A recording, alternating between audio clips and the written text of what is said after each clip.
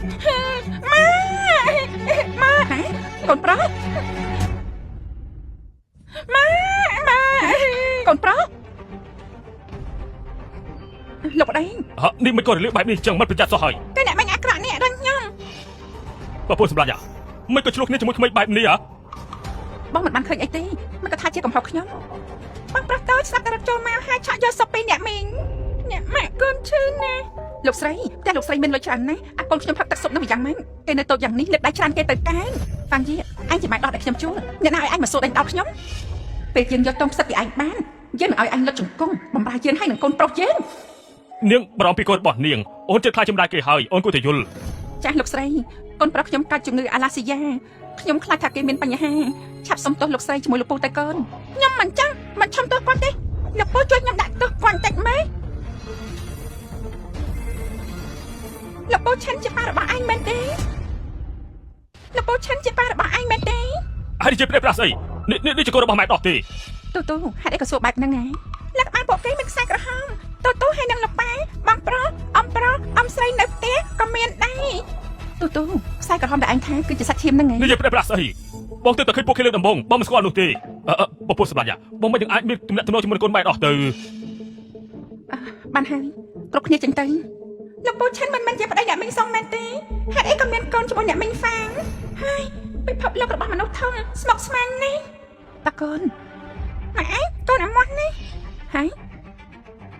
កូនប្រុសកូនញ៉ាំអីមិនក៏តែជាប្រតិកម្មអញ្ចឹងនេះអ្នកណាគេញ៉ាំស្ករគ្រាប់សណ្ដែកទេ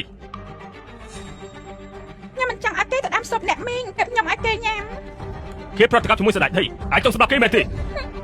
លេងគេទៅលេងណែលោកធ្វើអីហ្នឹង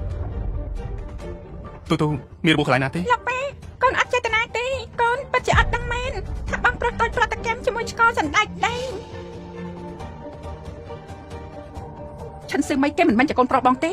ហេតុអីក៏បងដឹងថាគេប្រតិកម្មសណ្ដែកដែរពពុះសម្រាប់យ៉ាមិននេះបងជួបហ្វាំងជាគឺនេះជាអ្នកប្រាប់បងគឺបែបនេះហើយអញ្ចឹងហ៎ចៃដន្យមែនកូនប្រុសនាងប្រតិកម្មស្ដេចដូចជាបងអញ្ចឹងដែរពពុះសម្រាប់យ៉ាអូនកុំធ្វើជំនួសដែលមិនសមហេតុផលអូនគឺជាប្រធានក្រុមប្រឹក្សាក្រុមហ៊ុនសងចឹងទាំងមូលមិនក៏ឲ្យបោះបង់អូនចោលហើយបែរជាទៅជាមួយម៉ែដោះទៅវិញហ៎កូនលោកប្រុសសូមជួយហៅពេលសង្គ្រោះកូនខ្ញុំផងកូនហេតុអីបានជានៅក្នុងបន្ទប់លោកស្រីសុងគ្រូប៉ែតលីវជួយមើលកូនខ្ញុំផងគេប្រតិកម្មជាមួយសណ្ដែកដែរប្រតិកម្មគឺជារឿងតូចតាចអ្វីដែលសំខាន់គឺត្រូវស្វែងរកឈាមទងផ្សិតឲ្យដូចគ្នាដើម្បីបាក់កាត់បើមិនចឹងក្មេងនេះមិនអាចជាបានទេលោកប៉ែឈាមទងផ្សិតជាអ្វីដែរគឺឈាមដែលភ្ជាប់ម្ដាយនឹងទីរស់នៅពេលដែលម្ដាយសម្រាលកូនអ្នកមីងសុំចិត្តសម្រាលកូនហើយអ្នកមីងមានឈាមទងផ្សិតទេនេះតូចមិនបានទេឈាមទងផ្សិតត្រូវប្រើប្រាស់ជាមួយខ្សែស្រឡាយដូចគ្នាតែប៉ុណ្ណោះយល់ទេមែនហើយពួកយើងក៏មិនស្គាល់គេដែរមិនអាចប្រើប្រាស់ឈាមទងផ្សិតរបស់ខ្ញុំមិនត្រូវទេលោកពូឈិនជាប៉ាបងប្រុសតូចនេះហើយគាត់ក៏ជាប៉ារបស់កូនក្នុងពោះអ្នកមីងសុងក្មេងចេះតែនិយាយព្រាបផ្ដាស់ទេលោកស្រីសុងកុំគិតច្រើនអីណាទូមិនបានផងប៉ាអ្នកមីងសុងមិនជឿធ្វើតេស្ត DNA បានហើយចាប្រពន្ធសម្លាញ់រំលត់គឺប៉ះពាល់ដល់សុខភាពព្រោះវាជាជីវិតដែលឋានសួគ៌ប្រទានឲ្យពួកយើងអូនគួរតែសម្រាលវាទៅបងធានាថាធ្វើជាឪពុកល្អនិងប្តីល្អបងប្រកាសជាមិនធ្វើឲ្យអូនពិបាកសុំតែបន្តិចល្អប្រពន្ធសម្លាញ់នេះគឺជាឯកសារបន្តរបស់ក្រុមហ៊ុនមួយចំនួនបងបានពិនិត្យរួចហើយគ្មានបញ្ហាអ្វីទេអើមកអូនអាចចុះហត្ថលេខាបានល្អលោកគ្រូពេទ្យសូមជួយយកឯកសារដែលខ្ញុំចុះហត្ថលេខាទាំងអស់មកឲ្យខ្ញុំបាទ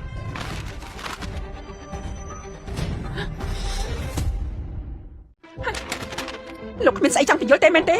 ប្រពន្ធសម្លាញ់អូនស្ដាប់បងបញ្យល់សិនបងមិនថាជាឯកសារអ្វីទេនេះច្បាស់ជាខាងមន្ទីរពេទ្យខ្លាចបន្លំហើយបងពិតជាមិនដឹងពិតមែនលោកចឹងទេបាយតែព្រោះហើយឆាប់ចូលទៅបន្ទប់សម្រាប់ទៅមិនអនុញ្ញាតឲ្យបងឈាមតងផ្សិតខ្ញុំមិនដូច្នេះខ្ញុំបិទមន្ទីរពេទ្យនេះមួយទាំងមូលប្រពន្ធសម្លាញ់គុំនិយាយពេលប្រាសម្រាប់កូនសិនទៅឲ្យឆាប់ឡើងអាយធ្វើលេខដែរទៅពួកលោកធ្វើរាងគេពេលសម្រាប់កូនគឺខុសច្បាប់ហើយអនុញ្ញាតឲ្យធ្វើបានតែមីងសុងហើយនឹងកូនរបស់គាត់លោកស្រីកុំបារម្ភមានខ្ញុំនៅទីនេះខ្ញុំមិនឲ្យនរណាបំឈាមទងផ្ចិតរបស់លោកស្រីទេឆាប់ឡើងលោកឈិនសូមលោកទៅធ្វើតេស្ត DNA ជាមួយនឹងក្មេងនោះទៅលោកស្រីសុងហ្វាំងជាពិតជាកូនរបស់លោកឈិននិងហ្វាំងជាពិតមែន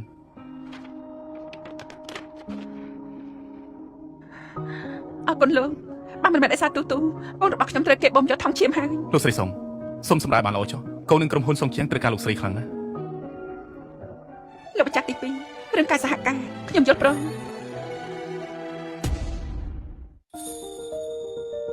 ទូ លើនឹងមានសងថាកូនអាចមើលឃើញខ្សែចំណងគ្រួសារប៉ុន្មានទេ បាត់មែនហេង អញ្ចឹងខ្សែក្រហមនៅលើក្បាលទូនៅលើក្បាលប៉ាឬមួយក៏នៅលើក្បាលអ៊ំប្រុសទៅ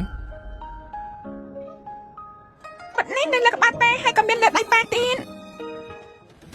លោកម្ចាស់ក្រុមហ៊ុនសុកជាងបាប់ញ៉ាំណាអរគុណមក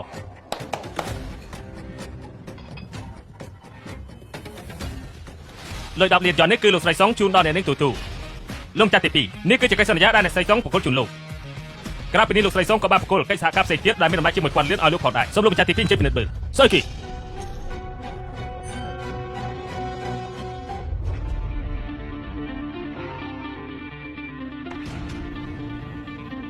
ជួយអរគុណលោកស្រីសុងជំនួសខ្ញុំផងណាថ្ងៃក្រោយខ្ញុំនឹងនាំទូទៅសួរសុខទុក្ខលោកប៉ាសូមលោកប៉ាពិនិត្យមើលចុះលើកនេះកិច្ចសហការជាមួយក្រុមហ៊ុនសុងជាងឯងធ្វើបានល្អណាស់លើកនេះគឺអរគុណដល់ទូល្អស្អែកនេះនៅឯកិច្ចប្រជុំក្រុមប្រឹក្សាភិបាលឯងនាំទូទៅជាមួយហើយប៉ាត្រៀមផ្ទេរភាគហ៊ុន 5% របស់ក្រុមហ៊ុនឲ្យទូ ខ្ញុំបញ្យល់ប្រុសប៉ានាងនៅគ្មានឡើយយកភាគហ៊ុនទាំងអស់នោះមកធ្វើអីឲ្យនាងទៅធ្វើឲ្យខ្ជិះខ្ជាយហើយ បាត់មែនហើយប៉ាសៀវហ្វុងសៀវជានិងសៀវអឺបាត់ជាអត់តាន់មានភាគហ៊ុនទេ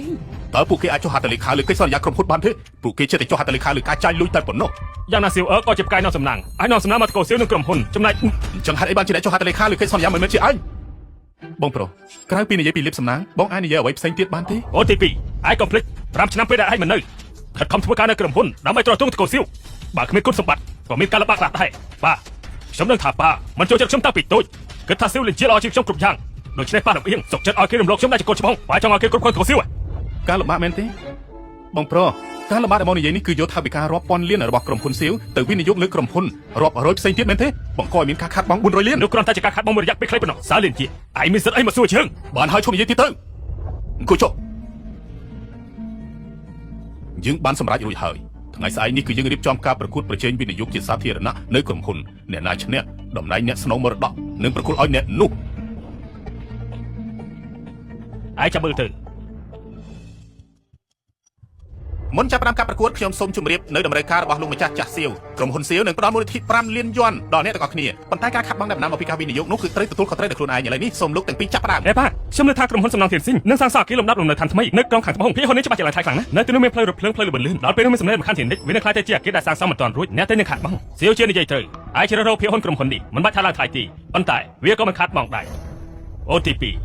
ឯងចង់ជ្រើសរើសយកភាគហ៊ុនមួយណាហើយ ទូកូនគិតថាប៉ាគួរតែទិញភាគហ៊ុនមួយណា គេទូ